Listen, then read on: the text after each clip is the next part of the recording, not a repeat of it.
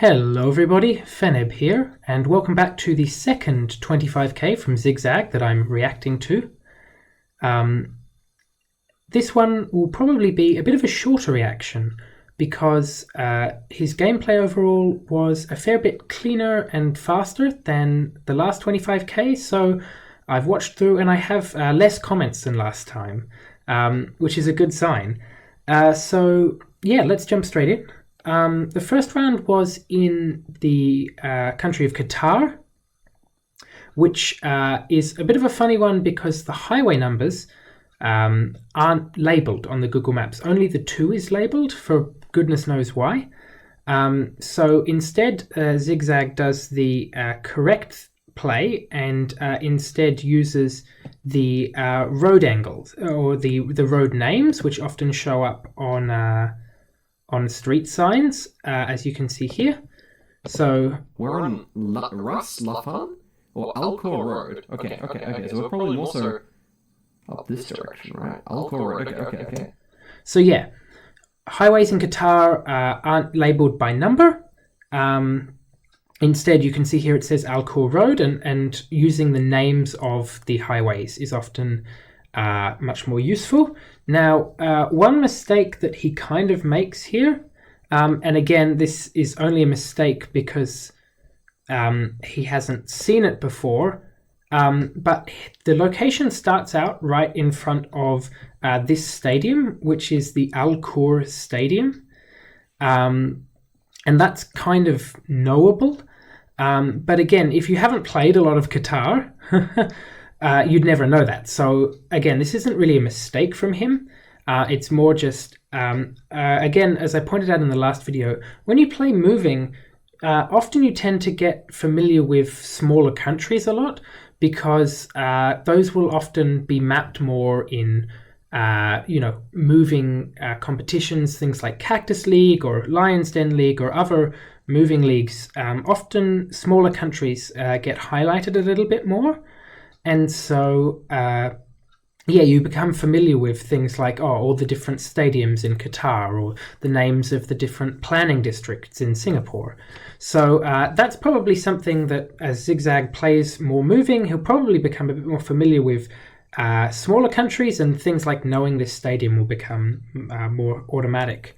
But yeah, one thing that was kind of tricky about this round that I thought he did really well was identifying that he wasn't necessarily on one of the big highways marked as yellow on the Google Maps. Instead, he was on a white road, which is kind of sneaky. Angle to line up somewhere near Alcor Road.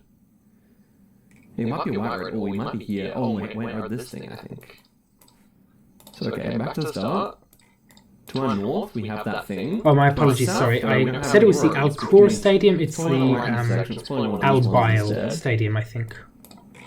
But I'm pretty sure if we just line ourselves up with the building, then that should be or Al Bite. Yeah, that's 5k. So yeah, that was very nicely done. The next pinpoint I have very little to say about because it was extremely clean. He 5k'd in under about a minute and a half. The only thing that I had to say was in terms of when he backtracked, he started scanning on the wrong half of the tunnel. So he went west from the start and went west to the road above the highway that he was on.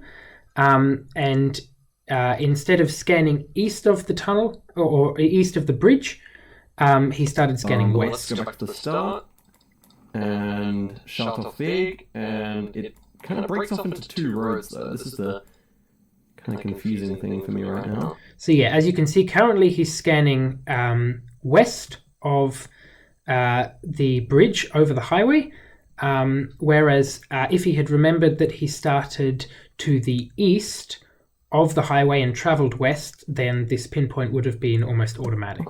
Oh, so we're here. Back to the start, 5k. But again, he only lost about 10 seconds at most there. So it was still a very, very clean pinpoint. So yeah, that was really, really well done. The next one, we have a pinpoint in Denmark. This was probably the round where he made the most errors. So yeah, let's have a look at what went on here. I know they're organized. I don't recognize any of these place names. But okay, landscape guess. Okay, that's Bedstead, Argosgov, Tonda. Tonda is pretty big. But so Harder Self is the biggest. It's extremely flat. Okay, well let's just get into if we can see the 400s or. So the error that he kind of makes here, as we'll see, is that he starts trying to look for everything. So he looks at all of the different place names and the road numbers. And while it's good to try and take in all of that info, again, at an intersection like this, it's very easy to fall victim to information overload and try and look at everything. Here, you can kind of simplify it down to just two pieces of information. You have two road numbers. You have the 435 and the 429. And that's really all you need, because you can just find where the 435 and the 429 intersect, and you don't need to worry about Haderslev or where Abendra are. And often I find it's easier to, it varies from country to country, but in Denmark, in my opinion, it's easy to scan for the road numbers rather than the places. But what he does is that he tries to use a combination of both. So he scans for the area roughly where the 435 and the 429 will be, and then looks for the place names. And in my opinion, it's less efficient to switch back and forth between scanning for places and road numbers, and it's far easier to just look for the road numbers. Because the thing is that even when you find the towns, because you're not at Haderslev or Abendra or Tuben, you'll be somewhere in the middle, and where you are is at the intersection. So it's easiest and most simple to just look for the intersection between the 435 and the 429 from the start. And we can sort of see that here where he switches back and forth a bit. Okay. So now we scan here for holders. What was it called? Friggin' headers. Whatever it's called. Bro, I'm not gonna pronounce. Harders Zlev. Should be at this zoom level visible, but I'm gonna go in again. I'm gonna go find the road name actually. Wait, now they're 100s all of a sudden. I saw 400s over here. Here, more like this direction. So yeah, here he kind of makes the mistake of switching back and forth between scanning for Haderslev and then going back to look for the road numbers.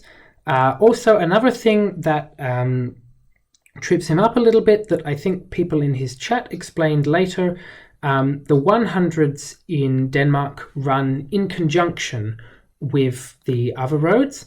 So the 200s, 300s, 400s, and I believe also the 500s are grouped geographically into different regions, and then the 100s are right throughout the whole country. And the 100s are also ordered, but they don't perfectly line up with the other groups. So here you want to scan for the 400s rather than trying to worry about the 100 roads, because the 100 roads will be all over Denmark. So that's a tip for if you ever have a moving round in Denmark. 100s can be anywhere in the country, whereas 200s, 300s, 400s, 500s will only be in their specific geographical pocket. So yeah, but once he finds the pinpoint, again, I thought he did a really good job in this 25k attempt of backtracking and quickly confirming where the 5k was, as we can see here. Here. Okay, so let's see if the red angle matches that. It does, I would say, yes. And then we came from... we head to the south of that intersection, so we're probably at Hella. There's something vague. Line up the road angle. It should be the first off-road. It is. It has to be. So yeah, that was a really good job of backtracking, finding the 5K really quickly. He didn't spend too much time confirming or looking for road names because he realized that was the only intersection that fit. So on to round 4, and this is where some unfortunate events went down, but as we'll see, his play was still pretty good. So yeah, this was the pinpoint in Bolivia along a highway that kind of tripped him up a little bit. Okay, well, it should be to our west, and then El Tinto should be the next city. It is. And we do have the hills, and I don't know. Like, if you think about the bend, right? It's just bent. It's come down and bent more. So we're probably right here.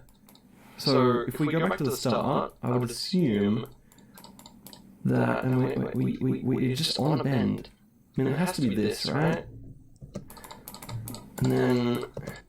So this is where I think he kind of confused himself a little bit. He's got the 5K here right now. He's correctly identified that he's on a bend.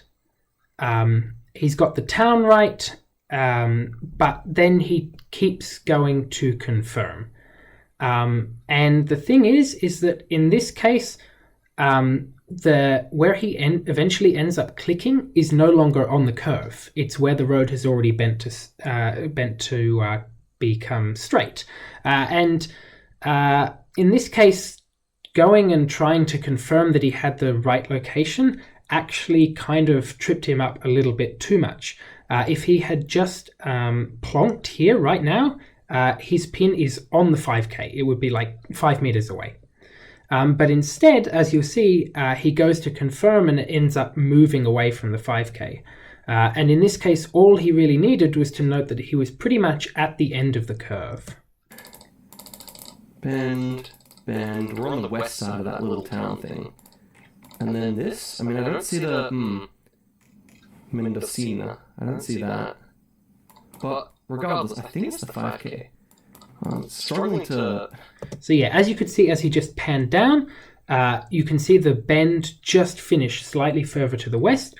The mistake that he made here was that the town kind of is split in two. There's this section to the west, and then there's this section to the east. And he thought that the section to the east, that was all of the town, because he hadn't quite traveled far west enough to see that the town continued further to the west. Yeah, again, this is a very understandable mistake. And I don't really blame him for thinking that he was on the west side of the town. It's kind of confusing that there's no middle to the town at all. But again, in this instance, I think this demonstrates really how powerful road angles and curves are. You don't even need to check intersections so much when all you need to do is go, okay, I'm at the end of the bend. Because it should continue a little straight, but then... Okay, I just want to confirm here. So this angle should be like that. It's somewhere in this town. I think just this is the 5K, so yeah. So yeah, unfortunately, that ended up being a 4999, which is unfortunate, but yeah, it's a mistake to learn from. So yeah, round 5, I also thought he played pretty well. Unfortunately, he kind of went the wrong way at the start, but that's not a mistake at all. This is something that happens to everybody when they play moving. You'll head down a highway for 2-3 minutes and then find nothing, turn around and then realize that there were signs 30 seconds in the other direction. So yeah, not a mistake at all, just getting slightly unlucky. Here, maybe. We're not there. Okay, well, let's see the road angle here, I guess. That's a direct east-west, yeah. Okay. This. We're on. So this is where I think he made probably the most significant mistake in this round. He has essentially the 5K here, the road angle lines up, everything pretty much makes sense, but he then goes and spends a little bit too much time, I think, in my opinion, trying to confirm that he has in fact got the right location. So he goes and tries to check that he's got this RV station to the east. Maybe on that main street? It looks pretty good. So let's just see. Do we have an RV shop here? Let's just. I guess we'll just see that. And does this road continue? It could be pretty. Shit. It has a bridge. Yes. Oh man, I wanted to stay on that, but okay. So yeah, he then spends a fair bit more time trying to confirm that the companies at the RV station are correct, and that everything lines up. But he already had the 5K, just like he had in Bolivia, and I think again here, confirming actually kind of ended up costing him a little bit more time than was necessary. Obviously, I'm often in favor of confirming, but here you can see where he was looking north. You can see that there's the city and the interstate to the north, which lines up pretty much perfectly with what he was looking at on the map. So the road that he selected, the this 25, that's the white road, it has the interstate to the north, and you can also see the city to the northwest. And so that's really the only place that you can be. In this case, trying to confirm as much was kind of unnecessary when he really had the 5K all the way back here. Like if he just clicked at the intersection, then he would have been fine. But at the same time, he just got 4999 from perhaps rushing a pinpoint a little too much. So I don't blame him for wanting to be thorough when confirming either. Sometimes it's difficult to know when to be confident that you've got the right location or when to confirm. And that's something that's sort of an instinctual thing that I think comes with playing more and more moving games, is you pick up on when, okay, this is the only thing that works, I'm just going to send. So yeah, those are all of the thoughts that I had for this second 25K. Overall, I thought he did a really good job, especially on round 2. That Austria pinpoint was super clean. That was really awesome to watch. Once again, thanks very much to Zi8gzag for inviting me to do this. Go check out his videos on GeoGuessr Explained, and also obviously on his main channel. It's awesome to see him doing so much work trying to get better at moving. As a moving player myself, it's very exciting to see. Thanks very much for watching, and I'll see you for the next 25K attempt.